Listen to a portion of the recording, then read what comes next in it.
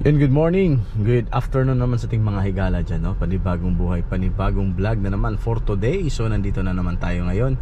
Ay hatid ko sa inyo mga higala yung mga sasakyang gas and go recondition, or kayo yung first owner na nakapintura na, wala na kayong gagawin pa kundi tsaka naka-modified na din, or yung mga naka-load na, ibig sabihin fully loaded na, air condition, may mga modification na ng konti at kung ano-ano pa.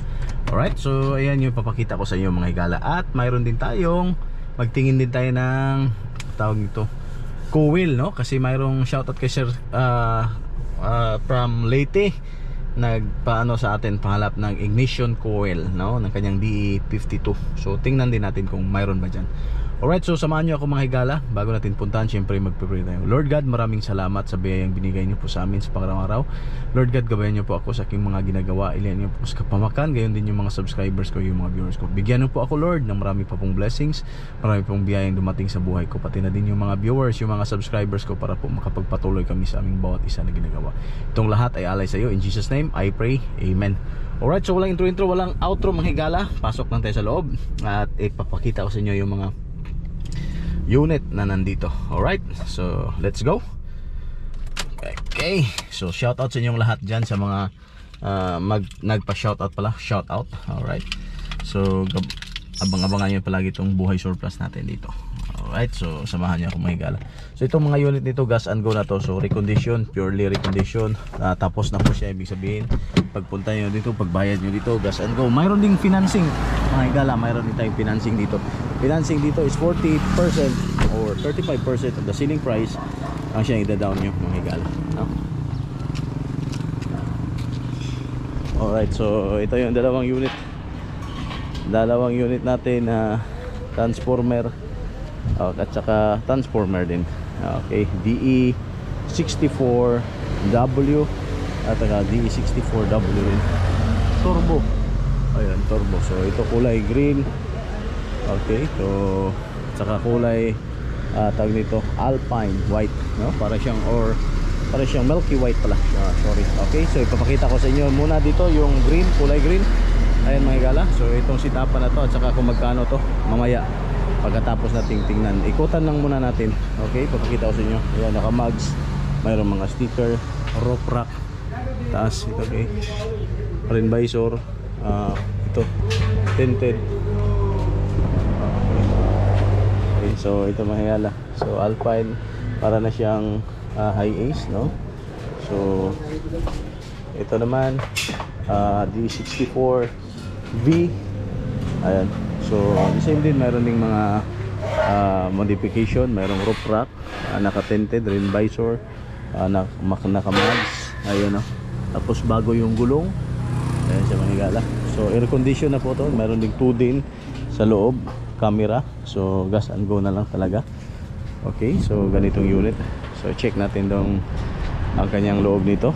Sa mga nagtatanong kung magkano to mga higala, mura lang to sa mga may pira at kursunada. Mahal naman to sa mga walang pira at hindi pa kursunada. Alright, di ba? So direct to the point, wala namang mura ngayon. Pag mura lang, medyo magka-medical pa po. Ito, so tingnan natin yung kanyang loob. So ito yung kanyang loob, no? Power na mga higala. Ito pala yung DE64W, no? So wagon yung tawag nito. So captain seat, ayun. Yung steering wheel cover na, ayun siya, yung panel gauge, automatic, napakalamig ng aircon nito mga higala. Mayroon pang sunroof, sunglass dito, okay. So ito naman kanyang back seat dito sa kanyang likuran. Ayan, captain seat with tawag dito, center console, coffee holder. Ito so mga higala, no? So tapos mayroon pa din siyang third seat row. So sa mga nagtatanong kung magkano, so 295. ayun, so mura na to sa mga pera, no? Kung wala ka pang ano, so medyo mahal-mahal sa inyo ito mga higala. Pero gas and go na, pati registration kasama na. Tapos ito mayroong roof rack. Ayan, so tapos mayroong third row seat, power sliding door. Tapos ito, okay, so kasama na siya dito. Ito din kasama na. So yan yung loob nito. So D64W. Ayan. Okay, kulay milk, parang milky white, no? Milky. So Pasensyaan na po kayo, nasusold na pala to. O pwede nyo naman tong magpapagawa kayo katulad nito. Kung magkano naman to, for only just 245. Ayan. Okay, so hindi na lang natin i-ano pa, 245.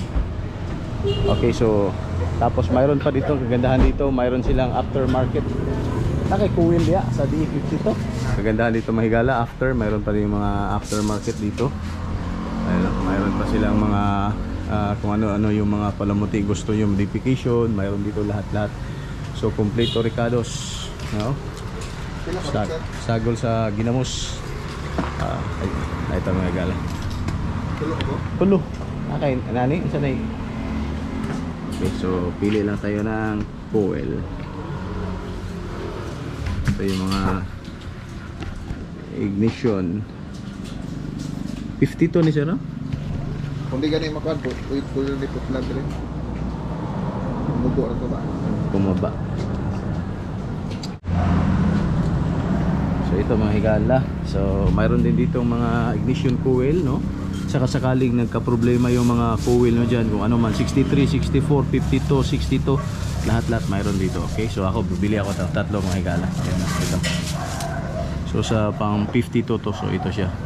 Okay, 52. Ayan.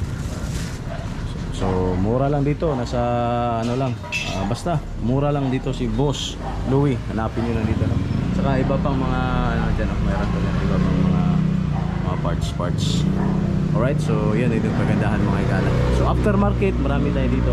So ito nga pala, nasusold na. Ito yung loob ng D64B, no? So ano siya, sold na pala. Okay, so kunin ko lang yung ano nito, bayad. Okay, shout out kay Sir Obredo dahil ito. Okay, so ayan mga higala. So again, kung gusto nyo yan, okay, so napakaganda nitong nilalang. Ayan, so D64 at saka W64V, 245, 295. Okay, turbo, without turbo, pero lahat maganda, goods as is, running condition, gas and go.